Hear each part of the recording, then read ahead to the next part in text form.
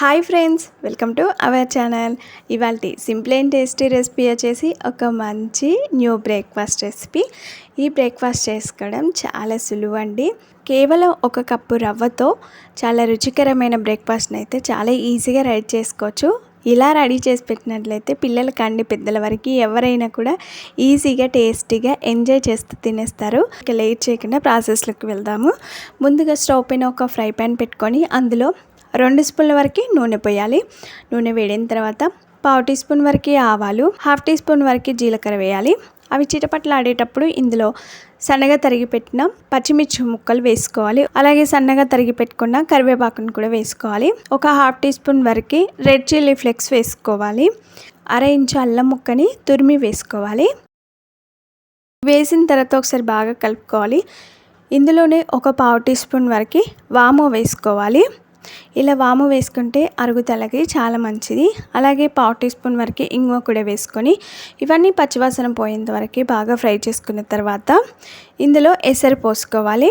ఇక్కడ చూపించిన కప్తో 1.5 కప్పు వరకు ఎసరు పోసాను. ఇందులో రుచికి సరిపడా ఉప్పు వేసుకోవాలి. అలాగే ఒక 1/2 టీ స్పూన్ వరకు చక్కెర వేసుకోవాలి.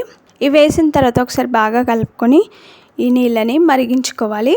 నీళ్లు మరుగుతున్నప్పుడు మనం ఏ కప్తోనైతే నీళ్ళని పోసామో అదే కప్తో 1 కప్పు వరకు రవ్వని వేసుకోవాలి. ఉప్మా చేసుకోవడానికి వాడుకుంటాం కదా, ఆ రవ్వ బొంబాయి రవ్వ, సూజీ అంటాము. ఆ రవ్వని 1 కప్పు వరకు వేసుకున్న తర్వాత ఒకసారి బాగా కలుపుకోవాలి. రవ్వని ఒకేసారి వేసిన తర్వాత ఉండలుగా లేకుండా మ్యాష్ చేసుకుంటూ బాగా కలుపుకోవాలి. 3-4 నిమిషాల పాటు ఇలాగే ఉంచి ఉడికించుకోవాలి. ఈలోగా మనం ఇందులోకి రుచికరమైన చట్నీని రెడీ చేసుకోబోతున్నామండి. దీని కాంబినేషన్ అయితే సూపర్గా ఉంటుంది. ఈ చట్నీ అలాగే మనం చేసుకునే బ్రేక్ఫాస్ట్ అయితే సూపర్గా ఉంటుంది. ఇప్పుడు ఒక మిక్సీ జార్ తీసుకొని అందులో బాగా పండిన ఒక 4 టమాటాలని ఈ విధంగా పొడవుగా తరిగి వేసుకోవాలి.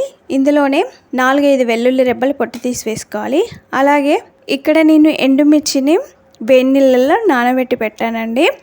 ఒక 4 ఎండుమిర్చిని ఈ విధంగా కట్ చేసి వేడి నీళ్ళు పోసి నానబెట్టుకోవాలి. ఇలా నానబెట్టుకున్న ఈ మిర్చిని మిక్సీ జార్లోకి వేసుకున్న తర్వాత ఇందులో నానబెట్టుకున్న నీళ్ళు ఉంటాయి కదా, ఆ నీళ్ళన్నింటినీ కూడా పోసి మిక్సీపై మూత పెట్టి మెత్తగా మిక్సీ పట్టుకోవాలి. ఇంకొక పక్కన మనం రవ్వని ఉడికించుకుంటున్నాం కదా, ఇలా బాగా కలుపుకున్న తర్వాత దీన్నైతే నేను ఒక మిక్సింగ్ బౌల్లోకి తీసుకుంటున్నాను. దీనిని పూర్తిగా చల్లారనివ్వాలి. చట్నీకి టమాటాలను మిక్సీ పట్టాం కదా, ఇప్పుడు ఈ చట్నీకి పోపు వేసుకోవాలి. స్టవ్ పైన ఒక ఫ్రై పాన్ పెట్టుకొని అందులో 4 స్పూన్ల వరకు నూనె పోయాలి. నూనె వేడిన తర్వాత 1/2 టీ స్పూన్ వరకు ఆవాలు, 1/2 టీ స్పూన్ వరకు జీలకర్ర వేయాలి. ఆవాలు జీలకర్ర చిటపట్లాడేటప్పుడు ఇందులోనే 1/2 టీ స్పూన్ వరకు ఇంగువ వేసుకోవాలి. ఒక 2 ఎండుమిర్చిని కట్ చేసి వేసుకోవాలి. చిటికెడంత పసుపు వేసుకోవాలి. అలాగే కరివేపాకు వేసుకోవాలి, ఒక రెమ్మ. ఇవి క్రిస్పీగా ఎంతవరకు బాగా ఫ్రై చేసుకున్న తర్వాత మనం మిక్సీ పట్టిన ఈ పచ్చడిని అంతా కూడా పోపులో వేసుకోవాలి. ఈ పోపు అంతా కూడా పచ్చడికి పట్టేలాగా బాగా కలుపుకోవాలి. మనం టమాటాలు పచ్చివే తీసుకున్నాం కాబట్టి పచ్చివాసన పోయేంత వరకు ఇదంతా దగ్గర పడేంత వరకు మనం ఉడికించుకోవాలి. ఇప్పుడు ఈ ప్యాన్ పై మూత పెట్టి కొద్దిసేపు ఉడికించుకోవాలి. కొద్దిసేపు అయిన తర్వాత చూడండి ఉడకడం స్టార్ట్ అయింది. ఇప్పుడు ఇందులో రుచికి సరిపడా ఉప్పు వేసుకొని ఒకసారి బాగా కలుపుకోవాలి. ఇప్పుడు ఇందులో నీళ్ళన్నీ ఎగిరిపోయేంత వరకు ఉడికించుకోవాలి. ఇంకొక పక్కన మనం ఈ బ్రేక్ఫాస్ట్ని ఆవిరిపైన ఉడికించుకుంటాం కాబట్టి ఫస్ట్ ఇలాంటి ఆవిరి పట్టించే పాత్రను తీసుకొని కొంచెం 2-3 చుక్కల ఆయిల్ని అప్లై చేసి పెట్టుకోవాలి. రవ్వ మిశ్రమం చల్లారబెట్టాం కదా, దీన్ని పూర్తిగా చల్లారిన తర్వాత చేయితో మ్యాష్ చేసుకుంటూ బాగా కలుపుకోవాలి. చాలా సాఫ్ట్గా కలుపుకోవాలి. ఈ విధంగా సాఫ్ట్గా కలుపుకున్న తర్వాత ఫస్ట్ చేతులకి కొంచెం నూనెని అప్లై చేసుకొని కొంచెం రవ్వ మిశ్రమాన్ని చేతిలోకి తీసుకొని రౌండ్గా బాల్ లాగా రెడీ చేసుకోవాలి. నేనైతే ఇక్కడ చిన్న చిన్న బాల్స్ లాగా రెడీ చేస్తున్నాను. మీరు కావాలనుకుంటే మీ ఇష్టం ఉన్న షేప్లో రెడీ చేసుకోవచ్చు అండి. నేను ఇక్కడ బాల్స్ లాగా రెడీ చేస్తున్నాను. రెడీ చేసుకున్న ఈ బాల్స్ అన్నిటినీ కూడా మనం ఆయిల్ రుద్ది పెట్టిన బౌల్లోకి తీసుకోవాలి. తర్వాత అడుగు భాగంలో కొన్ని నీళ్లు పోసి హోల్స్ ఉన్న బౌల్లో మనం ఈ రవ్వ బాల్స్ అన్నిటినీ కూడా పెట్టుకొని దానిపై మూత పెట్టి స్టవ్ వెలిగించుకొని స్టవ్ని హై ఫ్లేమ్లో పెట్టుకొని ఉడికించుకోవాలి. స్టవ్ని హై ఫ్లేమ్లో పెట్టి ఉడికించుకోండి. ఒక 10 నిమిషాలు ఉడికితే సరిపోతుంది. ఇలా 10 నిమిషాల తర్వాత ఇప్పుడు ఈ పైన ఉన్న పాత్రను తీసి పక్కన పెట్టేయాలి. వీటిని పూర్తిగా చల్లారనివ్వాలి. మనం వేడి మీద తీస్తే అతుక్కునే అవకాశం ఉందండి. చల్లారిన తర్వాత అయితే చాలా ఈజీగా వచ్చేస్తాయి. చల్లగిన తర్వాత చూడండి ఎంత ఈజీగా వచ్చేస్తున్నాయో. అన్నిటిని కూడా ప్లేట్లోకి తీసుకొని ఇప్పుడు ఇందులోకి పోపు వేసుకోవాలి. స్టవ్ పైన ఫ్రై ప్యాన్ పెట్టుకొని అందులో ఒక 2 స్పూన్ల వరకు నూనె పోయాలి. నూనె వేడిన తర్వాత 1/2 టీ స్పూన్ ఆవాలు, 1/2 టీ స్పూన్ జీలకర్ర వేయాలి. ఇందులోనే 1 స్పూన్ వరకు నువ్వులను కూడా వేసుకోవాలి.